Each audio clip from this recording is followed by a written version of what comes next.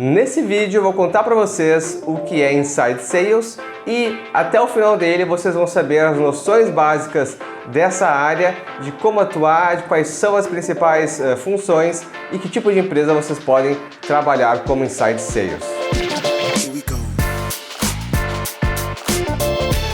Falando então de Inside Sales, de uma maneira bastante ampla, Inside Sales é vendas internas, seria a tradução literal, mas o mais importante é um profissional que vai atuar na área comercial, negociando com clientes, fechando os contratos, sempre trabalhando de dentro do escritório ou de uma maneira remota, ou seja, ele vai utilizar ligações telefônicas, e-mails e videoconferências para conduzir essas negociações com os clientes.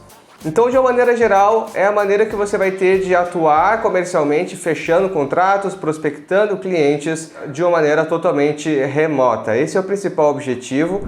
Dentro do conceito de Inside Sales, que é bastante amplo, há várias posições diferentes, várias funções diferentes. Então, é um conceito realmente bastante amplo que ele engloba todo o trabalho remoto do vendedor.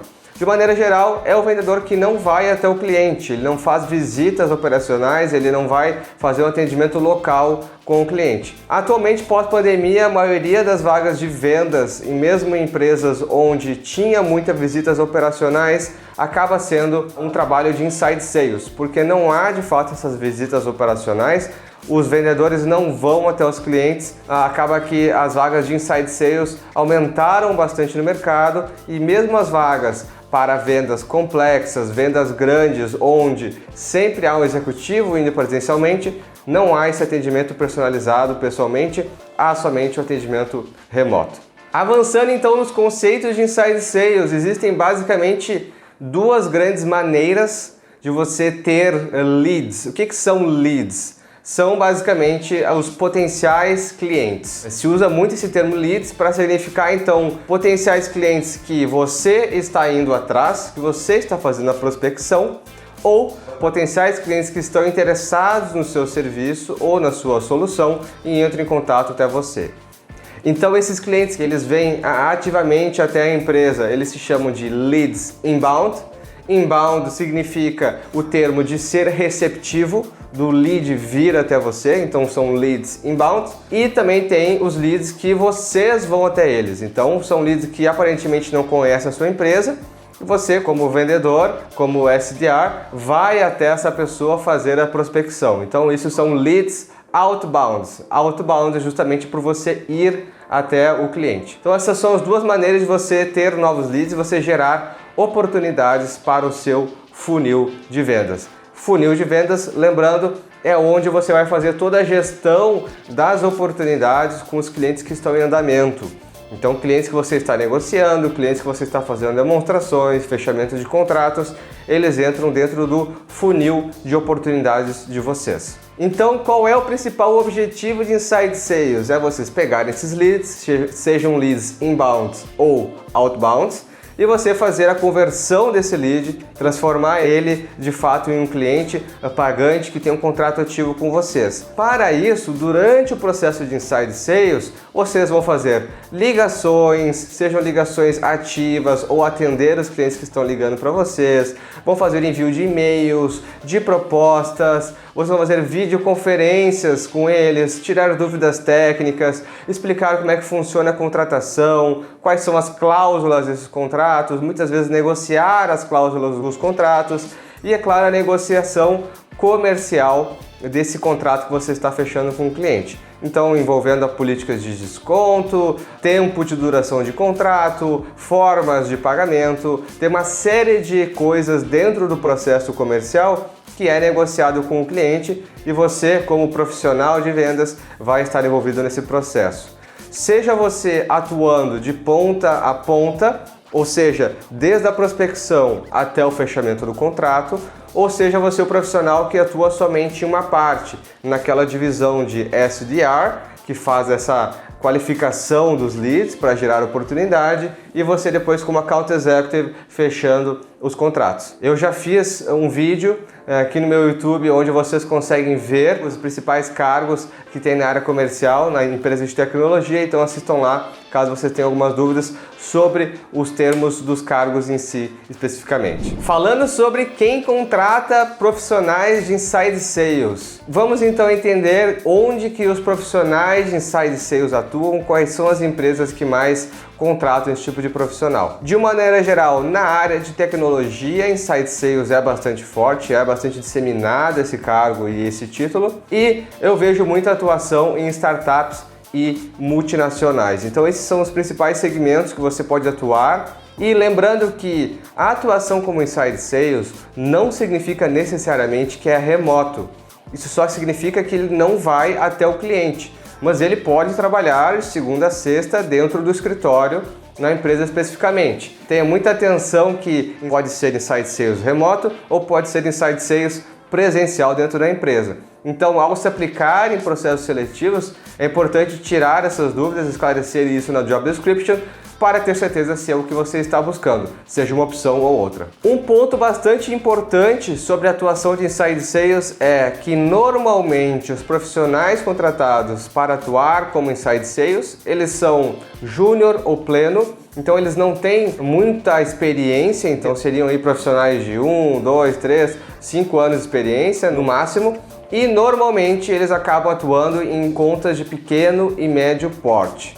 É claro que isso não é regra, mas normalmente o termo de Inside Sales e a atuação como Inside Sales é utilizada para empresas de pequeno e médio porte. Por quê? Porque isso tem um ticket menor e não vale para a empresa de investimento deslocar o vendedor até essa organização, seja transporte, seja o tempo dedicado e investido para esse tipo de processo.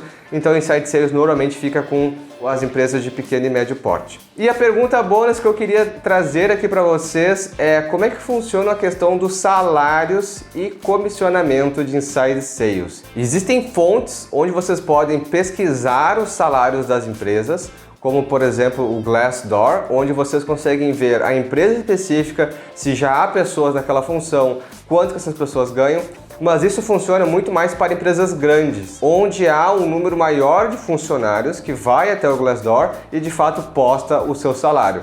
Mas isso também não é 100% garantido que essa informação está certa, pois depende manualmente das pessoas irem lá e atualizarem.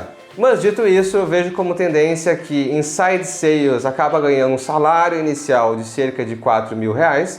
Isso pode ser aumentado de acordo com a senioridade dessa pessoa, o porte da empresa que ela está trabalhando e se é uma função de Inside Sales júnior, plena ou sênior. Isso vai alterar qual o salário dessa pessoa. Mas falando-se de um salário inicial para uma pessoa júnior, acredito que de R$3 a R$4.000 seria o mínimo que se começa, mas Inside Sales pode ganhar até 5, 6, até R$7.000, claro, isso falando CLT. Até esse ponto de CLT é bastante importante. Há empresas no mercado que utilizam CLT e PJ, então leve isso muito em consideração. Eu pessoalmente criei até uma planilha para você comparar os benefícios de CLT e PJ, pois eu já tive algumas propostas de PJ, acabei sempre escolhendo a CLT, por isso tem vários pontos que tem que colocar em consideração para que você consiga comparar de uma maneira justa e não somente comparando o bruto, pois aí você vai ter algumas diferenças bastante relevantes.